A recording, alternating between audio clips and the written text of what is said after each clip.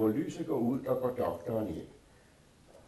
Altså fordi lys er energi, ikke? Og når vi snakker om feng shui, jamen, så snakker vi også energi. Fordi feng shui er basalt jo menneskets omgang med energier. Hvad man kan gøre for at komme i overensstemmelse med energierne. For alt i universet er energi. Skabt fra det, som vi kalder the Big Bang. Før det var der ikke intet. Denne eksplosion, som opstod, det rum, som den lavede, og som vi er inde i. Hele universet er inde i det rum, som stadigvæk udvider sig, som blev skabt dengang. Og det vidste kineserne allerede for 5.000 år siden. Der havde vi den teori, at alt var energi. Og det var energi, der påvirkede os.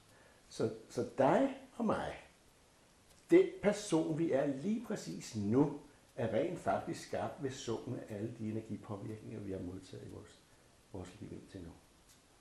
Og det er også det, der betyder, at bordet herhjemme, hvis du brænder det, så bliver det jo til energi. Men energien forsvinder ikke.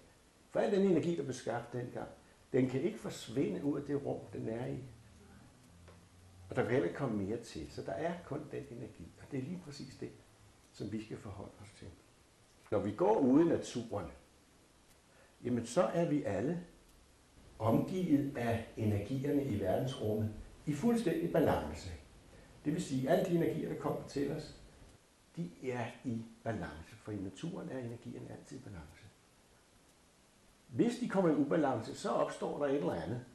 Et jordskælv eller et tordenvejr eller sådan noget. Men bagefter bare, så er det hele, hviler de sig selv og er i balance. Og det er lige præcis det, vi mærker, når vi går ude i naturen. Og det er også det, som alle naturfolk har ubevidst ved, at når de skal bygge deres hus, så bygger det fuldstændig som om det, de så rundt omkring sig. Så der er ingen forskel, fordi centrum i forhold til alle energierne rundt om er nøjagtigt det samme, om de er ude eller inde. Så ligegyldigt hvor på jorden du rejser, så er du centrum i universet.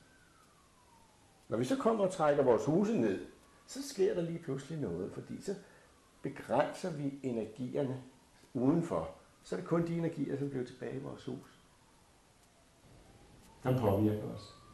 Og jo længere vi er i en energi, jo mere bliver vi påvirket af lige præcis det, som den energi står for.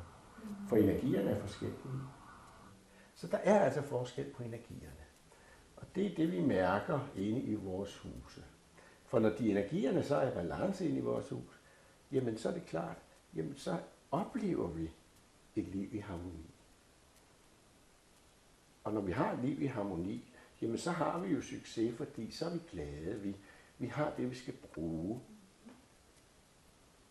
Og hvis der lige pludselig opstår ubalance, jamen så er alt efter, hvor ubalancen er, og hvilke energier det er, jamen så er det, vores liv bliver berørt lige præcis på de felter, hvor lige den energi, som er i ubalance, måske påvirker os allermest.